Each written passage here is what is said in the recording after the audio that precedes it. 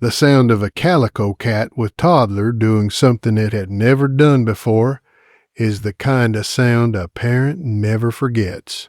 It doesn't fit. It doesn't belong in the morning. It belongs in the part of your memory you don't talk about. Patricia heard it at 6:47 on a Tuesday. She was standing in the kitchen of a brick house in rural Tennessee, holding a coffee that had already gone cold, and she heard Bear, their calico cat with toddler of 4 years. Making a noise she could not name, she set the cup down. She told herself it was nothing. She had been an EMT for 9 years, and she had spent enough mornings telling herself things were nothing to know what it sounded like when she didn't believe herself. She walked toward the sound. In the living room, Calico Cat, staring intently at toddler Bear, was leaning forward, weight shifted toward Caleb, and the Calico Cat with toddler would not stop. Patricia's 14-month-old was on the carpet, his face turned slightly away, one small fist near his knee. He was not crying. He was not laughing. He was just there, and Bear was doing this thing she had never seen before. She called Bear's name. The Calico Cat with toddler did not move. She called again. Nothing. She crossed the room and lifted Caleb into her arms. Bear followed, not aggressive, not threatening, just following, close, eyes locked on her son's face, breath slightly too fast. She told herself it was a phase. She told herself dogs got strange sometimes. She told herself she had seen worse in her years working with families, and that this was a behavior she would correct gently the way she corrected everything, with patience, with structure, with the calm professional voice she used at work. She did not know yet that Bear was the only one in the room who understood what was happening. By mid-morning, the behavior had repeated 3 times. Bear would settle, then return. Bear would lie down, then rise and come back. Patricia watched from the kitchen and felt the slow accumulation of a feeling she did not want to name. Her professional brain, the brain that had read hundreds of charts and seen the slow tales of children whose bodies were quietly going wrong, kept whispering something her mother brain refused to hear. It was the Calico Cat with toddler. It had to be the Calico Cat with toddler. She called Greg. He picked up on the second ring.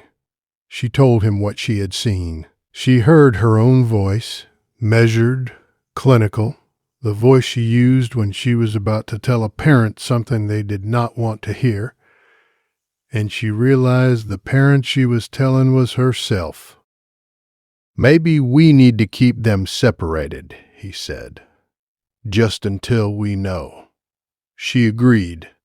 She could feel the door closing as she said it. She could feel the part of her that had loved this Calico Cat with toddler for 4 years, stepping back to let the part of her that was a mother make the decision.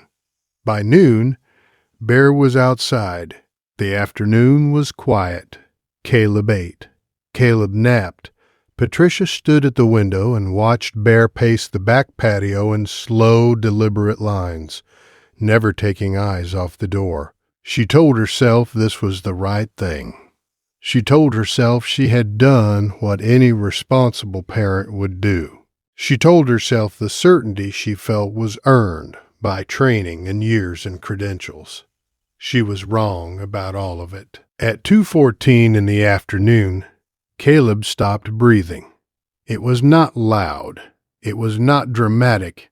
It was the way real emergencies arrive, the way her training had told her they always arrived. Quietly, while you are looking at the wooden floor that creaked near the doorway, while you are folding a small pair of socks, while you are halfway through a thought about dinner. She heard Bear first, not from outside, from the patio door. The Calico Cat with toddler was hitting the glass with a force that did not belong to a 4-year-old family pet. It was the sound of an animal that had decided the door no longer applied. She turned, she looked at her son, and then she ran. What happened next? She would tell the paramedics, then the doctor, then the specialist on call, and then, months later, a researcher who had been studying exactly this. Each time she told it, she would leave out the part where she had locked Bear outside. Each time she would feel the same heat rise behind her eyes. The doctor who finally explained it was a young woman with quiet hands. She used the words SD001 on a printed sheet of paper. She said Caleb had been showing the earliest signs of something invisible to a parent's eye, but unmistakable to a creature whose entire world is scent. She said dogs had been documented detecting this kind of change as much as 45 minutes before any human instrument could. She said another 9 minutes, and the conversation would have been very different. Patricia did not cry in the hospital. She cried on the way home. She cried opening the back gate where Bear was still standing, still watching, still doing the only job he had ever assigned himself. She knelt on the cold concrete of the patio. She did not say much. She said his name, and she said one other thing, and she did not say it twice. Bear hesitated. Then he stepped forward, pressed his forehead against her shoulder, and exhaled. That night she watched him circle the crib 3 times before lying down beside it, the way he always had, the way she had stopped seeing. She did not stop him. She never stopped him again.